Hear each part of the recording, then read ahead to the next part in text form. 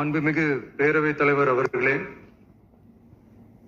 முதலில் நம்பிக்கை தீர்மானத்தில் மக்களுக்கான இந்த ஆட்சியை, மனசாட்சி உள்ள மக்களாட்சியை ஆதரித்து வெற்றி பெற செய்த மாண்புமிகு உறுப்பினர்கள் அனைவருக்கும் நெஞ்சார்ந்த நன்றியை நமது அரசின் சார்பாக மக்கள் அணியாக, மக்களை விரும்பும் அணியாக, மக்கள் விரும்பும் அணியாக களம் காண்டோம்.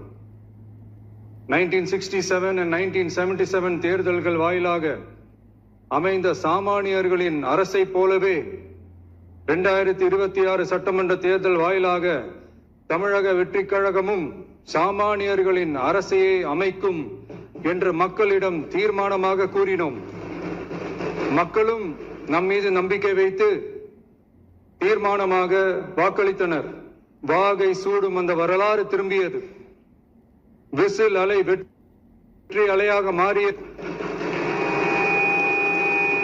ஒரு விரல் புரட்சி, விசில் புரட்சியானது.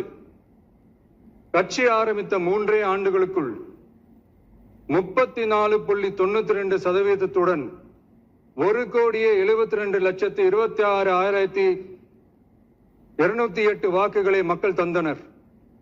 தமிழக வெற்றிக் கழகத்தை தனி பெரும் கட்சியாக சட்டமன்றத்திற்கு அனுப்பி வைத்தனர்.